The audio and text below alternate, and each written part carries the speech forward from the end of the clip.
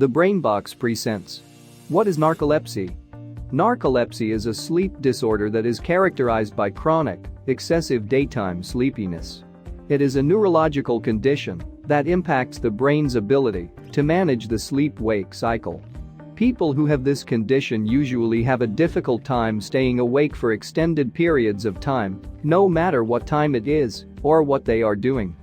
The condition can have a significant and serious impact on daily activities since people will feel overwhelmingly tired and unable to stay awake during the day. They may even unwillingly fall asleep in the middle of activities including driving or eating. Narcolepsy affects approximately 1 in 2,000 people, although the condition is often believed to go underdiagnosed and undertreated. If you are new to my channel, consider subscribing so you won't miss interesting videos like this. Symptoms of narcolepsy. There are a number of symptoms that characterize narcolepsy. These include excessive daytime sleepiness. When a person has this condition, they will experience a feeling of extreme sleepiness that causes them to fall asleep suddenly without warning. This can happen anywhere at any time. This means that a person could fall asleep in the middle of a conversation, while working, or driving. In addition to these sudden sleep attacks, people can also have trouble concentrating or staying alert at times throughout the day. This is the primary symptom of the condition, and it is often the first to appear. Sleep paralysis. When falling asleep or waking, people with narcolepsy may find themselves temporarily unable to move or speak. Such paralysis is usually brief and can last from a matter of a few seconds to several minutes. It can be frightening, but once an episode is over, people recover their ability to move and speak. Hallucinations. People with narcolepsy may also experience very vivid sensory hallucinations that sometimes can be quite frightening. There are two different types of hallucinations that people may experience. Hypnagogic hallucinations occur as people are falling asleep, and hypnopompic hallucinations occur as people are waking. Cataplexy. Cataplexy is a sudden, uncontrollable loss of muscle tone that affects the neck, face, and knees. It can be triggered by intense positive and negative emotions and can vary in severity from mild to more severe. In some cases, people may only experience mild weakness that causes their head or jaw to drop. In other cases, their knees may buckle and they may collapse to the ground. Changes in REM sleep. Rapid eye movement, REM, sleep is a phase during which people experience rapid movements of the eyes, low muscle tone through the body, and a tendency to dream. People who have narcolepsy can enter REM sleep quite quickly after falling asleep and may experience this type of sleep at any time of day. According to the National Institute of Neurological Disorders and Stroke, symptoms of narcolepsy tend to grow worse over the first 2 or 3 decades after their first onset. However, people sometimes find that symptoms of daytime sleepiness become less severe after age 60. Diagnosis. Your doctor may suspect narcolepsy based if you are primarily experiencing excessive daytime sleepiness and sudden loss of muscle tone. If your doctor thinks you might have narcolepsy, you will then be referred to a sleep specialist to be evaluated further. In order to diagnose narcolepsy, your doctor will need to perform a physical exam, take a detailed medical history, and conduct sleep studies. Your doctor will ask you detailed questions about your sleep, and your level of sleepiness will be rated using a special scale. Doctors also utilize 2 types of specialized tests to diagnose narcolepsy. Polysomnogram, PSG. This test involves placing electrodes on your scalp and looking at the electrical activity in your brain, muscles, and heart. Multiple sleep latency test, MSLT. This test is conducted during the day following the polysomnogram. People who fall asleep in less than an average of 8 minutes are classified as having excessive daytime sleepiness. What distinguishes normal sleepiness from narcolepsy, however, is the tendency to enter REM sleep abnormally fast. If people begin REM sleep within 15 minutes during at least 2 of the daytime naps, they most likely have narcolepsy. As part of your diagnosis, you may also be asked to wear a wrist sensor called an actigraph and keep a sleep diary for a few weeks.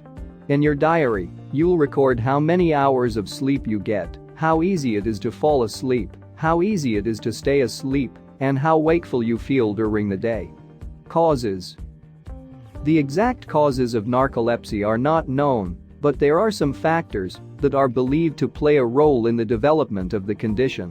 One explanation for narcolepsy lies in the loss of a specific neurotransmitter called hypocretin. This chemical messenger plays an important role in regulating the sleep-wake cycle and plays a part in REM sleep. In narcolepsy, the cluster of cells that produce hypocretin, located in a region called the hypothalamus, is damaged or completely destroyed. Without hypocretin, the person has trouble staying awake and also experiences disruptions in the normal sleep-wake cycles, explains the National Sleep Foundation. The exact reasons for the loss of hypocretin are not fully understood, but researchers believe that it may be caused by autoimmune issues.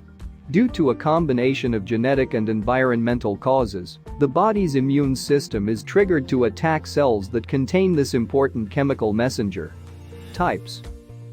There are two different types of narcolepsy. They are identified by the presence or absence of specific symptoms.